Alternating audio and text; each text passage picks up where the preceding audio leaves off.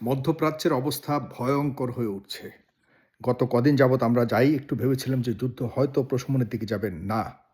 আজকে ১৮ই মার্চ ২০২৬ আজকে থেকে আজকে সকাল থেকে যা কিছু ঘটেছে এখন পর্যন্ত আমি আপনাদেরকে সবকিছু বলছি খুব স্বল্প পরিসরে। আপনারা শেষ পর্যন্ত একটু শুনবেন এবং সে অনুপাতে আপনারা নিজেদের নিরাপত্তার ব্যবস্থাগুলো আপনারা যথাযথভাবে নেয়ার চেষ্টা করবেন। বিশেষ করে মধ্যপ্রাচ্যে যারা রয়েছেন সৌদি আরব, কাতার, দুবাই বা UAE এসব অঞ্চলে যারা রয়েছেন তাদের প্রতি বেশি সতর্কতার অবলম্বন করবার জন্য আমি অনুরোধ করছি, আহ্বান জানাচ্ছি। আপনার নিরুপায় জানি, তবুও যতটুকু সম্ভব নিজেদের নিরাপত্তাটা একটু মেইনটেইন করবার চেষ্টা করবেন। আপনারা জানেন সাউথ পার্স পৃথিবীর অন্যতম বৃহত্তম একটি গ্যাস ক্ষেত্র ইরানের। আম সেখানে আ ইসরায়েল এই যুক্তরাষ্ট্রের অবৈধ সন্তান, ইসরায়েলের আ জারজ সন্তান, আ যুক্তরাষ্ট্রের জারজ সন্তান ইসরায়েল আবারও সাউথ পার্স নামক যে গুরুত্বপূর্ণ, অনেক বিশাল এবং সবচেয়ে গুরুত্বপূর্ণ পৃথিবীর অন্যতম এই গ্যাস ক্ষেত্রটিকে আ আপনার আজকে হামলা করেছে। হামলা করার মানে এটি যদিও আন্তর্জাতিক নিয়ম সম্পূর্ণভাবে লঙ্ঘন করেছে ইসরায়েল এবং যুক্তরাষ্ট্র। আন্তর্জাতিক কোনো যুদ্ধের নিয়ম কোনো কিছুকেই তোয়াক্কা করছে না এবারের যুদ্ধটি। এর আগে পৃথিবীর ইতিহাসে এরকম কোনো যুদ্ধ হয়েছে বলে জানা নেই। আপনারা অবাক হয়ে যাবেন আজকে, মানে ইরানের সবগুলি সিনিয়র নেতাদেরকে হত্যা করা হয়েছে।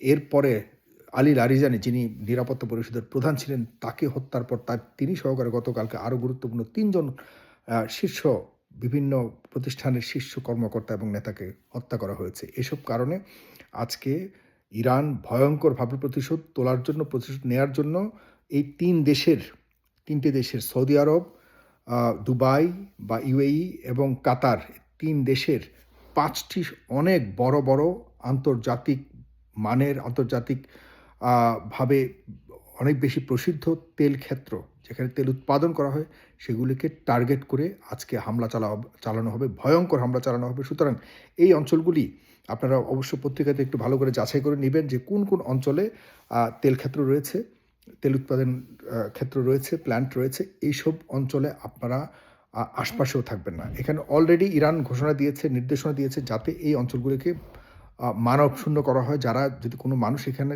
থেকে থাকেন, বসবাস করে থাকেন বা কাজ করে থাকেন, শ্রমিক এই অঞ্চলের যারা গ্যাস গ্যাস ক্ষেত্র বা তেল ক্ষেত্রে কাজ করেন, তাদেরকে এই অঞ্চল ছেড়ে দিতে বলা হয়েছে। বাংলাদেশিরা যারা এসব অঞ্চলে কোনো না কোনো আশপাশের প্রতিষ্ঠানে অথবা এইসব প্রতিষ্ঠানে কাজ করেন, তারা কিন্তু সার্বক্ষণিক অবশ্যই আমাদের চ্যানেল বলুন বা আন্তর্জাতিক যেই ভাষাতে আপনারা বোঝেন, প্লিজ দয়া করে সবসময় আপনারা চ্যানেলগুলিকে দেখবেন, খবরগুলির আপডেটস সম্পর্কে জানবেন।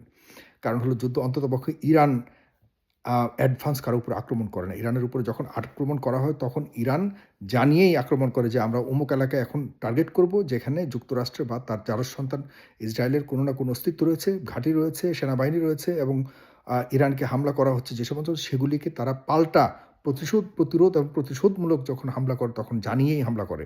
এটি হলো নিয়ম। কিন্তু এই যে গ্যাস ক্ষেত্র, তেল ক্ষেত্রকে টার্গেট করা হয়েছে, যেটি শুরু করেছে ইসরায়েল এবং যুক্তরাষ্ট্র, আমার মনে হয় না যে মধ্যপ্রাচ্য আর টিকবে। মধ্যপ্রাচ্যকে আসলে ধ্বংস করবার জন্যই পরিকল্পিতভাবে এই যুক্তরাষ্ট্রের অবৈধ সন্তান এগুলি করছে।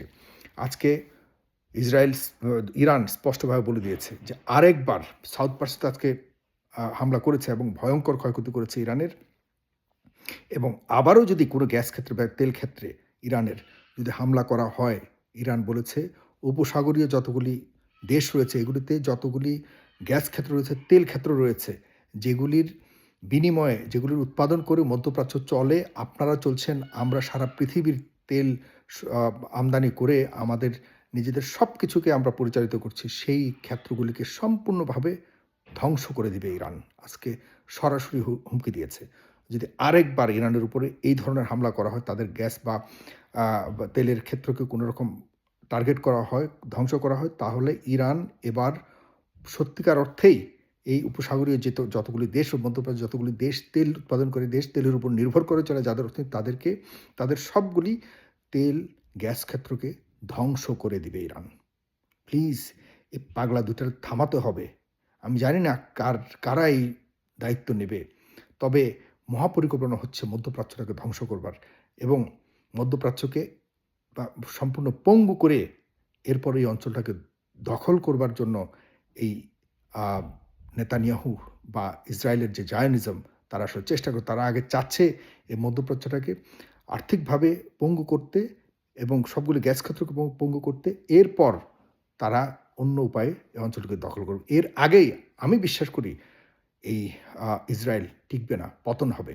আপনারা জানেন যে ইসরায়েলের আলী লারিজানি যিনি ইরানের নিরাপত্তা আ বিষয়ক প্রধান ছিলেন, তাকে মারার তিনি সহ আরো ৩ জন গুরুত্বপূর্ণ নেতাকে হত্যা করেছে গতকালকে।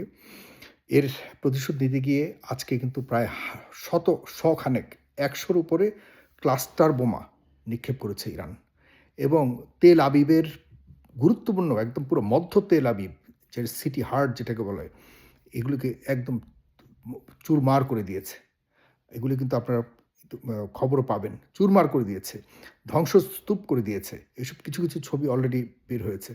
এখন আ ইরান যুক্তরাষ্ট্রের প্রেসিডেন্ট ডোনাল্ড ট্রাম্প বলেছে যে ইরানের সবকিছুকে ধ্বংস করে দিবে। ইরানের যত আ বৃহত্তম প্রতিষ্ঠানগুলি রয়েছে, বিশেষ করে আ তাদের যে গ্যাস, তেল আ উৎপাদনকারী যে প্রতিষ্ঠানগুলি রয়েছে সেগুলিকে সবগুলিকে সে একে, একে ধ্বংস করবে। সে ধ্বংস করলে পরে ইরান যদি এখন লেটেস্ট যে অস্ত্রগুলি রয়েছে, বোমাগুলি রয়েছে, তাদের যে ক্লাস্টার বোমা থেকে শুরু করে এবং বিশেষ করে তাদের সবচেয়ে বড় যে বোমা খুররাম শাহ যেটি মানে যেটির যে ভয়াবহতা মানে অন্যরকম এবং তাদের যে লেটেস্ট যে মিসাইলসগুলি রয়েছে এগুলো যদি ব্যবহার করা শুরু করে তাহলে কিন্তু মধ্যপ্রাচ্যের দেশ থেকে শুরু করে আসলে ভাবতেই পারছি না এই যুদ্ধ হবে না। এটি কেয়ামত পর্যন্ত কেয়ামতের ন্যায় হয়ে যাবে। আমরা আল্লাহর কাছে ফরিয়াদ করি যেন এমন অবস্থাতে আর না যায়।